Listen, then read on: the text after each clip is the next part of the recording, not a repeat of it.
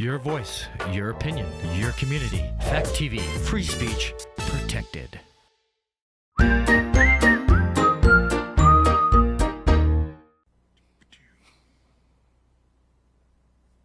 Do you believe in human monsters? Could you kill a human monster?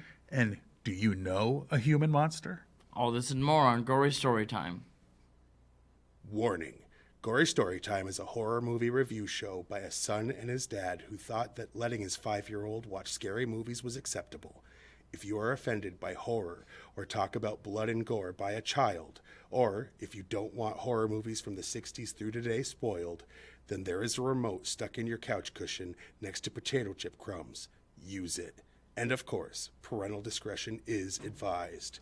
Why? You didn't use any. Shut up and start the show.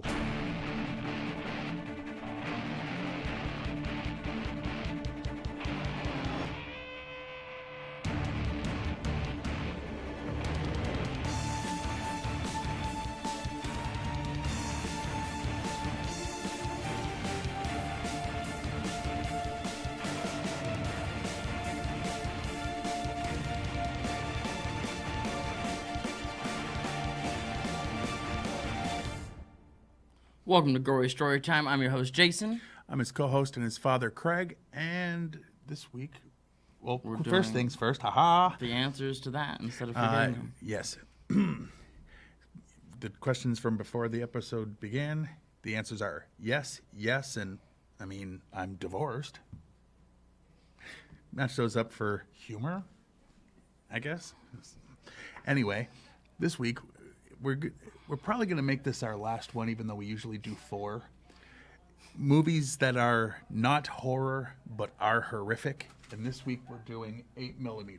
Yes. We've done 1 hour photo, and then the last one we did before we had a week Was off The Butterfly was Effect. The Butterfly Effect. And these are all good movies, but they're not technically horror. But if they were happening for real, they are horrific. Oh, yeah. They're horrific movies, not horror movies. Absolutely that. And I don't mean the movies are horrifically bad. I mean They're the horrific things, as in the content. if that stuff happened in real life. Yeah.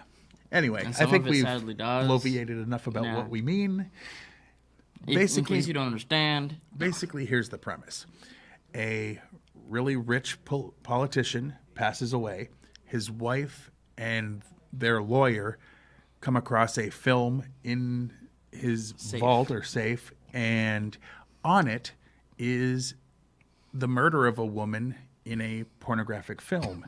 And basically, the wife wants to know, was it real? Is there any, she didn't want to go to her grave knowing that her husband basically paid to have a woman killed on film for his own deviant pleasures. She was hoping it was not that. I won't give it away, but I will say it's a very thrilling movie. It's like a thrill ride. It is a the whole thriller time. for sure.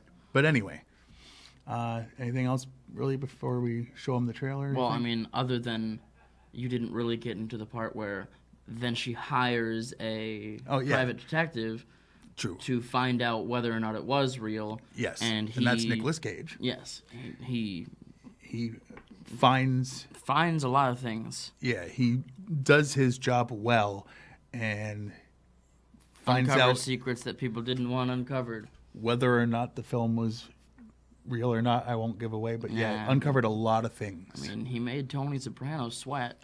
Okay, he wasn't Tony Soprano in this, but nice. Or Mike something. I don't know. Anyway, All right. let's throw the trailer on and let them see.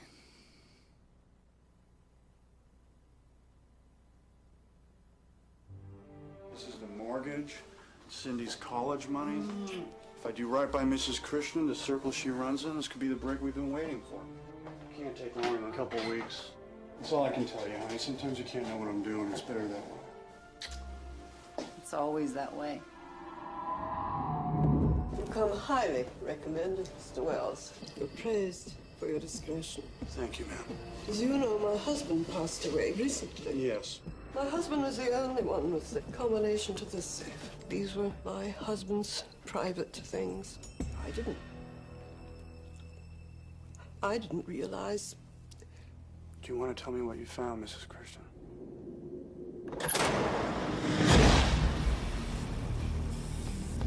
Private Detective Tom Wells is one of the only people who has seen it.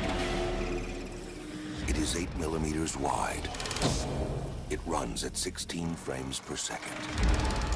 And he has been hired to discover. All I want is to know that this atrocity is false. I want the proof of it. If what's on it is real.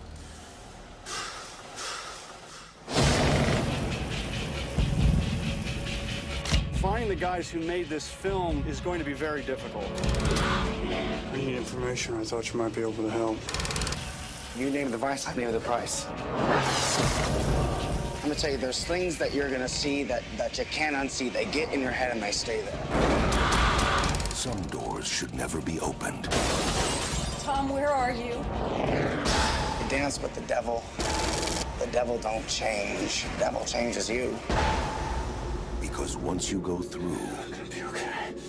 I'm gonna be okay. there is no going back.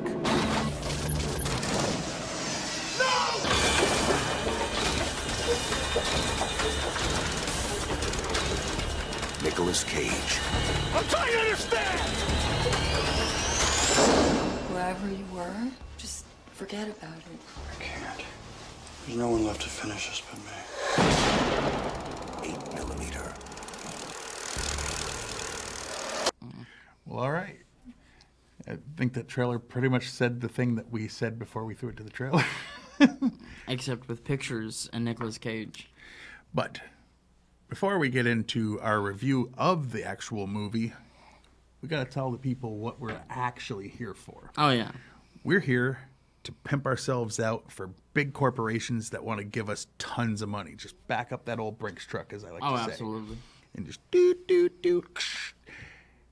And this week... We don't even have a home. We just have a giant pit in the ground.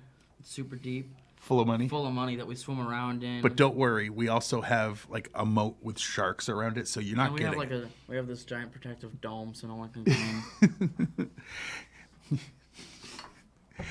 The one Keeps from The us warm. Simpsons, it's like covers most of a town. Yeah, that's Anyway. where we live, is in a dome like The Simpsons had. People who live in glass domes shouldn't throw... Never mind. Yeah. But anyway, this week, the real things that actually exist are... Let's see. Gory Story Time is brought to you by Rich Fuggett, attorney at law. With a 100% success rate, Rich Fuggett is one lawyer that can promise you'll never be held responsible for your actions. Why fret about those accusations by the police when you can afford the best? Whenever he walks into a courtroom, judges have been known to say, this case is dismissed because he's Rich Fuggett. Rich Fuggett, attorney at law. Lawsuit? Say Fuggett. Gun charges? Say Fuggett. No matter what the charges, say Fuggett. I mean, he's got me. All right.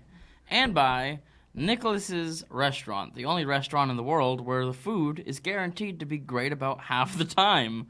The rest is, well, poorly executed. One trip, Nicholas's will have you thinking it's one of the best restaurants ever.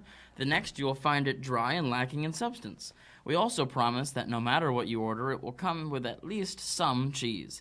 Nicholas's Restaurant is, it might be good this time.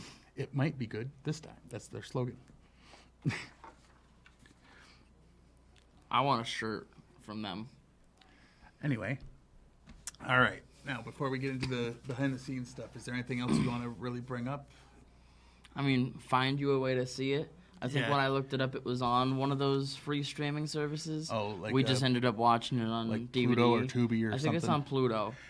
Google it, and if you have a page service and it's on it, whatever, it doesn't matter. Yeah, Just, get you a way to watch this movie. It's if really you good. have the stomach to watch something kind of messed up. It's one of the better ones, but dark. It is dark. It's super dark. Let's see. Russell Crowe agreed to do the film with Joel Schumacher when the film was slated to be a dirty, handheld, gritty thriller.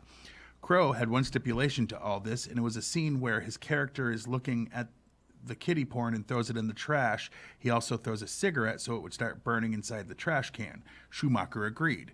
Then, out of the blue, Nicolas Cage's agent called Schumacher and told him that he wanted to do the film as well. Schumacher then contacted John Calley at Sony and said, hey, if we do the film with Crowe, it'll be low budget and a dirty handheld camera thriller, or we can have a bigger film with Cage.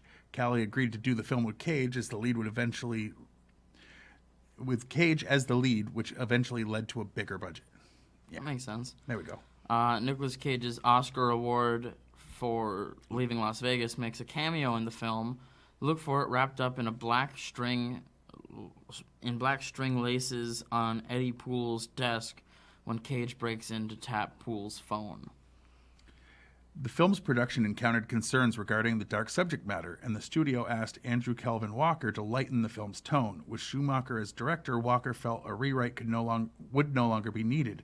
As it turned out, Schumacher supported the studio and made the changes on his own, leading to a much publicized fallout between the two, with Walker virtually disowning the film and walking away from the set. He refused to even watch it. David Fincher was the first choice to direct this film. Director Joel Schumacher states that he's still proud of this film 2 decades later. Makes sense. The studio did not like the film, fearing the content was too dark and the film would flop. Despite some good reviews and the fact that it made money at the box office, Amy Pascal took a lot of heat for greenlighting it at the time, despite its current cult status. The scene where Amy Morton, who plays Marianne Matthews' mother, breaks down and cries on the phone to Nicolas Cage was filmed in a small room in the same house from earlier in the film. It was done in 2 takes. This was one of the final scenes to be shot in the film. Cage was wired to a phone in the other room, talking to her the whole time. After the second take, Morton was so unnerved by the experience, she asked director Joel Schumacher to tell her that this would never happen to me in my life. Schumacher said that she was a basket case momentarily and gently carried her soon after. He also stated that she gave a riveting performance during the scene. The original script by... That's the same information. Look at that. Where? I read the thing that Walker's script was rewritten by Schumacher. This is just a shorter version of that statement. Oh, what the heck? Yeah, so why don't you go to the next one? Okay. The plot is extremely similar to that of Hardcore, in which a man, George C. Scott, hires a private detective to track down his daughter after she runs away and he sees her in an 8mm porno movie. The plot is also very similar to a book called The Cutting Room by Louise Welsh, in which an estate auctioneer finds disturbing photos among a client's porno collection and endeavors to find out if the girl in the pictures was actually killed. The location of the final battle between Tom and Machine was a great place to shoot, according to Schumacher, because the neighbors and owners of the houses were very hospitable. In turn, Schumacher gave them signed posters of his Batman movies and T-shirts and assorted gifts for their hospitality. Mark Wahlberg turned down the role of Max California. The anima porno film seen in the porn swap meet is genuinely an S&M film that was heavily edited to be included into the main movie. That makes sense. That it would be edited at least. The scene where Tom stalks Machine at his house in Queens, New York, was actually found by Joel Schumacher himself as they were driving one day to the location where the Christian mansion was supposed to take place in Long Island. Schumacher spotted the house on a dead-end street next to a cemetery next to the Long Island Expressway and thought it was the perfect location for the Machine's house. The graffiti-covered buildings shown in the film are all that's left of some radar buildings built by Howard Hughes. Don Creech, Mr. Anderson, is the keeper of the Muppets for the Jim Henson Company. He takes care of and repairs the thousands of Muppets created over the years. The red light district in Hollywood, where Nicolas Cage drives around and sees all types of different people, were created by a production designer named Gary Wisner, according to director Joel Schumacher, since those areas were cleaned up and non-existent at the time as in the cities like New York. Writer Andrew Kevin Walker did not visit the set or was not interested in the production after his script was toned down to make it filmable. Director Joel Schumacher simply stated that he was in a bubble and in demand with other projects as a polite way of saying he disowned the film. The Aphex Twin song, Come to Daddy, is played twice. The first time, it's the theme song to a hardcore porn flick. The second time, it's actually played as the background music to the film upon Nicolas Cage's entering of the bad guy's house. Also, the music video for Come to Daddy is being played on a small TV in Dino Velvet's office. According to Joel Schumacher, this was one of the most dangerous scripts that Sony has ever bought and couldn't find a director for. And the film was originally rated NC-17 and took about 4 or 5 edits to get it down to an R-rated film. Schumacher learned that he could not go forward with 4 consecutive scenes of simulated graphic images. After several edits, the film satisfied the MPAA after making drastic cuts. And then there's also the... oh, I know what mine is, so... Yeah. Now is the time where we give the... Rotten Tomato scores. Yes. And again, for those who don't know, Rotten Tomatoes does not come up with a score of 1 to 100 that the film is. What they do is they aggregate all the positive and negative scores, and the percentage that they give is the number of positive reviews it got. Not number, like the percentage. Yeah. So, you know, there could be hundreds of reviews, whatever, but this is the percentage that thought it was good. 23% of the people, because they also do it, said that they thought this was a good movie, meaning it's pretty low. What about... 52% from the critics. Usually we don't agree with the critics, but more of them seem to get it right because this was a good movie. It still should be higher. More people should like this movie. I think a lot of it has to do with the dark topic of a young runaway possibly being murdered on film for the pleasure of a rich, white suburbanite guy. Right. Very much that. Like, that is a triggering topic. I get that. I'm not big on everything triggering everyone for everything, but I get this topic is pretty rough. I mean, there's a lot of other topics that come up in the movie, too. Like child stuff, animal stuff. Yeah. Ugh. So, like, if those topics disgust you and you can't handle watching it, then don't watch it. But if you can watch a movie about those subjects, because it doesn't actually show. No, and you're following people that are like you're following the guy that's trying to put a stop to it if it. If it's real, he's trying to stop it, and if it's not real, he's just trying to find out. All right. What was your favorite scene in this movie? Okay. My favorite scene is probably at the end. So, spoilers. When he finds out whether or not it is or isn't real, the people involved... You dummy. Right. He wants to hurt them and can't do it for himself, so he asks for permission from the girl's mother. Yeah. And I think that makes it better. Because, I mean, I'd be able to do it for me. He really, really wants to take out someone that he thinks of as a monster. And he kind of wants the okay from someone outside of himself. Because he doesn't feel like doing it for himself would be right. But doing it for a mother grieving the loss of her daughter, on the other hand. A-okay. Okay. My favorite scene would probably be, there's a couple of them, but when he catches up to the last 2 people. Because there's a confrontation where there's like 3 people attacking him. He has to chase down 2 of them at separate occasions. Yes. And both of them equally. I like the one with... James Gandolfini better than the one with the guy who played the machine. Yeah. But both of them were good for different reasons. Just good fight scenes. Good fight scenes. You could call it taking out the trash. Very much that. I'd say my least favorite. Yes. Right? That's the next thing. Is when the woman found out she killed herself. She couldn't live with the I knowledge that a man she loved paid to have someone killed on film and then touched himself to it. Like, the fact that she could love a man that was capable of that, she couldn't... It's like, okay, we have enough messed up stuff happening in this movie. Do we need to add suicide? I mean, but that is very realistic. That someone that It found does. that out. It is realistic.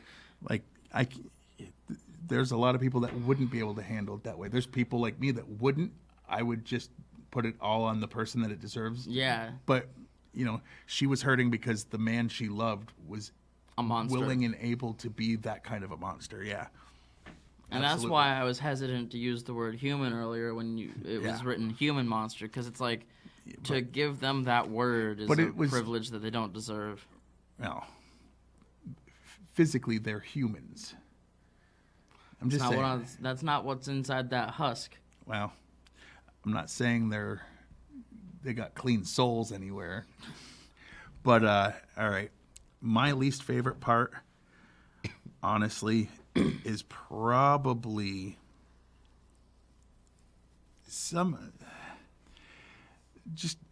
I don't know, man, because so many things that I didn't like it makes sense for the context of the movie. Right.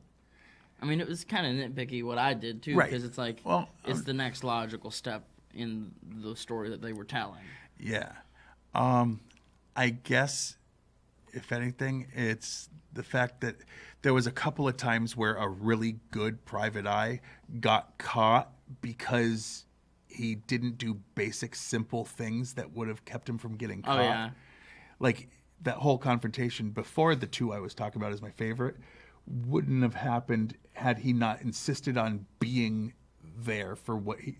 I'm not going to give it away, but he asked someone to do something, and then he insisted on being there, and then turns out he got harmed. Right. But anyway... Because he wasn't there to make sure it got done the way he wanted. There's just a few times throughout the movie where it's like... if he had been better at double-checking... If he had been better about double-checking, triple-checking...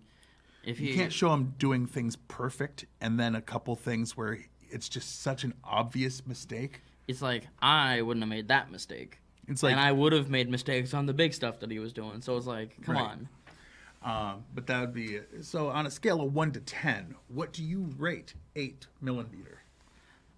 I'm going with a 9. It's not 9mm. That's a weapon. It's even the kind that he had in the movie. Yeah. I'm going to go and say I'll probably give it an 8. Not even ironically, just in general, it's really good, but there's enough little nitpicky stuff where it's like, ugh. I think that's why it but goes I highly down to suggest a it. 9 I mean, for an me. 8 out of 10 is super good. If you watch our show, you know how we rate things. We don't usually go 9 or 10, and we really don't. Like, lately, for the most part, movies are like gone 6, high. 7, maybe 8 at the high end. I mean, I'm a Freddy super fan, and most of those none of them got 6. a 10. Right. You know what I mean? Absolutely not. Anyway, why don't we throw it to the stuff that's on the side of the screen? Yes. You can watch this show on channel... you can watch Fact TV on channel 1076 Thursdays at 8:30 p.m. and Fridays at 7 p.m. For this show. You can follow us on Facebook, and by us, I mean you can follow Gory Storytime, and you can follow Fact TV. And if you do that, Fact TV live streams it a lot of times when we're recording. And if you're watching it live, hi. If you're not watching, then how'd you hear me? No, if you're not watching it live, you could be watching it on air. And if you're not watching it? And if you're not watching it, hey. No, it's nice to be heard. We rarely watch it. Okay. Next for you. You can go to factate.com and watch a bunch of the back episodes of this. You can go and see all the other lovely programs that they run on this channel up on their website. A lot of people in the area do a lot of programming on this channel, considering it's community local television. Yeah. community TV station. Come on. I mean, there's a lot. There is. And I guess the last thing is the Twitter handles, which I'm at Craig Jakes, all one word, all lowercase. I'm at Jiggly Firm Brain. I tweet funny things that this guy says in or out of context. However, I find best to make it sound worst. Yeah, and if you don't have a dark sense of humor, he loves putting things up there that sound awful. On purpose. Because they also sound funny. That's the reason. Yes. Oh, yeah. And that's it, right? So, until next time, I'm your host, Jason. I'm his co-host and father, Craig. And sweet dreams.